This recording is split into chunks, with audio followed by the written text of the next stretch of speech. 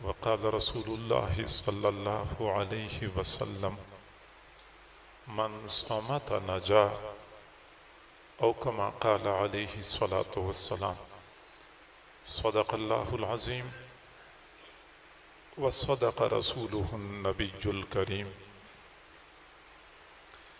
ونحن على ذلك لمن الشاهدين والشاكرين والحمد لله رب العالمين اللهم صل على سيدنا محمد وعلى آل سيدنا محمد وبارك وسلم۔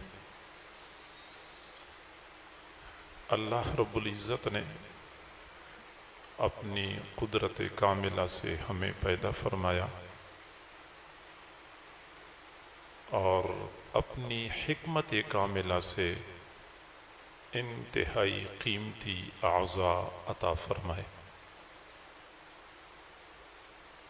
اللہ تعالیٰ نے ہمیں دیکھنے کو آنکھیں عطا فرمائی، سننے کے لیے کان عطا فرمائے، بولنے کے لیے زبان عطا فرمائی، سونگھنے کے لیے ناک کی قوت عطا فرمائی، چلنے کے لیے ہمیں پاؤں عطا فرمائے، کام کاج کے لیے ہمیں ہاتھ عطا فرمائے، سوچنے کے لیے سر میں پھڑکتا ہوا دماغ فٹ کر دیا،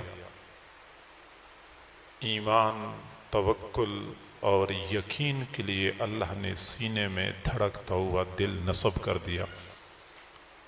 تمام اعضاء اپنی جگہ پہ بے مثل اور بے مثال ہیں، تاہم ایک بات سمجھنی چاہیے کہ اللہ تعالیٰ نے ہمیں اگر یہ اعضاء عطا فرمائے ہیں تو ان سے فائدہ اٹھانے کا طریقہ، حدود اور قیود بھی بتائے ہیں کہ کہاں کہاں انہیں استعمال کیا جا سکتا ہے، کہاں کہاں ان کو روکنا ہوگا، کہاں ان سے فائدہ اٹھایا جا سکتا ہے، کہاں فائدہ نہیں اٹھایا جا سکتا۔ حدود و قیود بتائے ہیں کہ آنکھ سے کیا کچھ دیکھ سکتے ہیں، کیا کچھ نہیں دیکھ سکتے، زبان سے کیا بولنا جائز ہے اور کیا بولنا جائز نہیں ہے، کان سے کیا سننا درست ہے اور کیا سننا نادرست ہے۔ حدود و قیود بتائے ہیں، اور اگر ہم نے ان اعضاء کو شریعت کے احکام کے دائرے میں استعمال کر لیا تو یہ ہمارے بہترین معاون ہیں، دنیا میں بھی اور آخرت کی سعادتیں بھی انہی اعضاء کے درست استعمال پر ہمیں ملیں گی۔ اور اگر ہم نے ان اعضاء کے استعمال میں شریعت مطہرہ کی تعلیمات کو نظر انداز کر لیا، بے لگام اور بے قابو انداز میں ہم ان اعضاء کو استعمال کرتے رہے تو یہ اعضاء ہم پر شقاوت اور بدبختی کے دروازے کھول دیں گے۔ عرب لوگ کہتے ہیں اعضاؤ کا اعداؤ کا ام رفقاؤ کا، یہ جو آپ کے اعضاء ہیں یہ یا آپ کے دشمن ہیں بدترین یا پھر بہترین دوست ہیں، اگر یہ صحیح ہوں تو بہترین دوست، اگر غلط طریقے سے استعمال ہو تو بدترین دشمن ہیں۔ ہمیں چاہیے کہ ہم اللہ کی دی ہوئی ان عظیم نعمتوں کو اللہ کی نافرمانی میں استعمال نہ کریں۔ انسان کی بے وفائی اور ناقدری کی انتہا ہو جاتی ہے کہ اللہ رب العزت نے بغیر کسی استحقاق کے ہماری تمام تر نالائکیوں کے باوجود اتنی عظیم نعمتیں ہمیں عطا فرمائیں، ہم اللہ کی دی ہوئی نعمتوں کو اللہ کی نافرمانی میں استعمال کر رہے ہوتے۔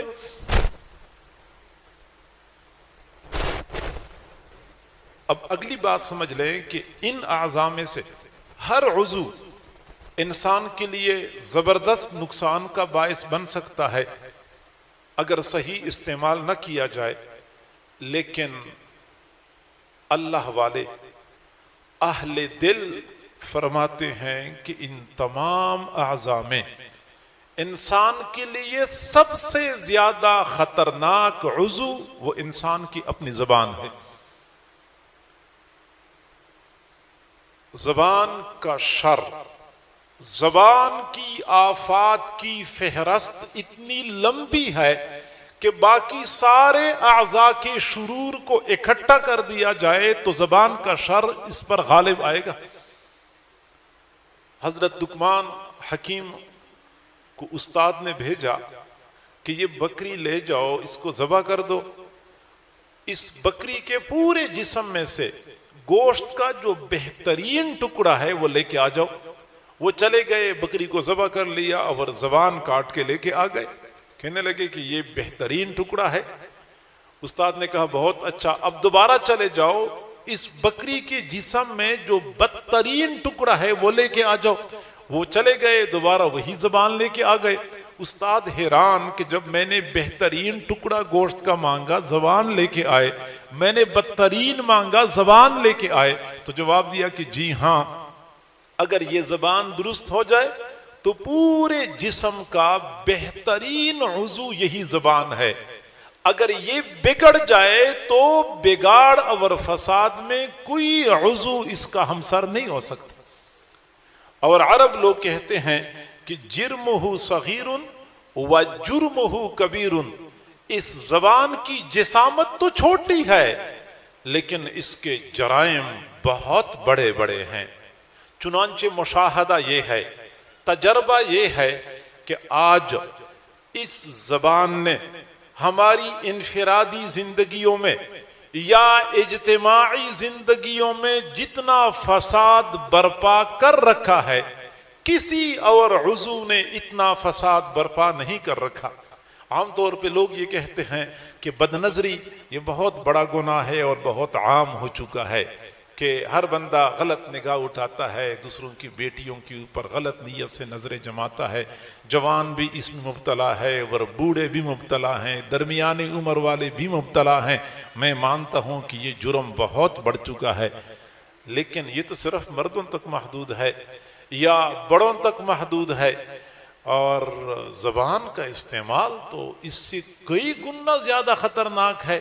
زبان کے استعمال سے نہ حاضر محفوظ ہوتے ہیں، نہ غائب محفوظ ہوتے ہیں، نہ چھوٹے محفوظ ہوتے ہیں، نہ بڑے محفوظ ہوتے ہیں. حاضر ہیں ان کو برا بلا کہنا شروع کر دیا، گالی دینی شروع کر دی، طعنہ دینا شروع کر دیا. جو غائب ہیں ان کی غیبت کرنی شروع کر دی. پھر جو دنیا سے چلے گئے ہیں وہ بھی محفوظ نہیں ہے. دنیا سے چلے گئے لوگ ان کا بھی پیچھا نہیں چھوڑتے، ان کے خلاف بھی بولتے رہتے ہیں. بلکہ پریشانی کی بات یہ ہے کہ کئی مرتبہ جو دنیا میں ابھی آئے نہیں ہوتے پہلے سے تبصرے شروع ہو جاتے ہیں کہ یہ کیا تماشا ہے اور یہ کہاں سے آ رہا ہے اور یہ کیا کچھ ہو رہا ہے. تو میرے بھائیو، زبان کی شرور کی فہرست بہت لمبی ہے اور یہی وجہ ہے کہ ہمارے اسلاف پچھلے زمانے کے نیک لوگ اللہ والے اپنی زبان کے استعمال میں بہت محتاط ہوا کرتے تھے. کبھی بھی زبان کے حوالے سے غفلت کا مظاہرہ نہیں کرتے تھے. حضرت عمر فاروق رضی اللہ تعالیٰ عنہ نے ایک مرتبہ حضرت سیدنا صدیق اکبر رضی اللہ تعالیٰ عنہ کو دیکھا جنہوں نے اپنی زبان کو پکڑا ہوا تھا، کھینچ رہے تھے، مروڑ رہے تھے. حضرت عمر رضی اللہ عنہ نے فرمایا ابو بکر کیا ہو گیا؟ اپنی زبان کو ایذا پہنچا رہے ہیں، اپنی زبان کو تکلیف پہنچا رہے ہیں. تو حضرت سیدنا صدیق اکبر رضی اللہ عنہ نے فرمایا کہ عمر مجھے اس زبان نے بہت نقصان پہنچایا ہے، مجھے اس زبان نے بہت نقصان پہنچایا ہے.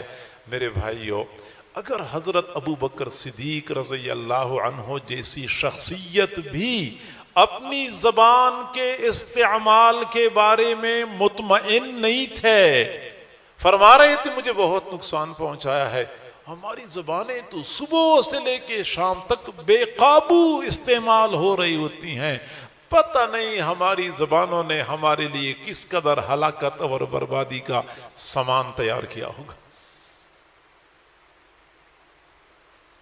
اور یہ ہماری بہت بڑی کمزوری ہے کہ جو لوگ دین سے دور ہوتے ہیں وہ تو زبان کے استعمال میں بے احتیاطی کرتے ہی ہیں.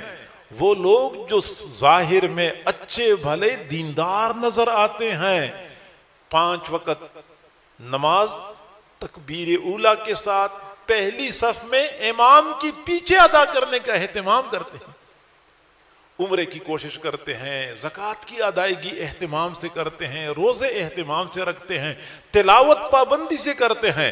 ہمارے گھروں کے اندر بعض خواتین اتنی نیک اعمال میں اتنی آگے ہوتی ہیں کہ بندے کو رشک آ جائے, نیک اعمال کا اہتمام کرنے والے, لیکن زبان کے استعمال میں پھر اتنی بے احتیاطی ہوتی ہے. ابھی نماز سے سلام پھیرا ہی ہوتا ہے کہ زبان پھر چلنا شروع ہو جاتی ہے. ابھی تلاوت کر کے قرآن رکھ چکے ہوتے ہیں کہ زبان پھر اپنی حرکت میں آ جاتی ہے اور اپنا کام شروع کر دیتی ہے. اور یہ بات یاد رکھیں کہ جب تک زبان کے حوالے سے ہم احتیاط نہیں کریں گے ہماری نمازیں, ہماری عبادات نجات کے لیے کافی نہیں ہو سکتی.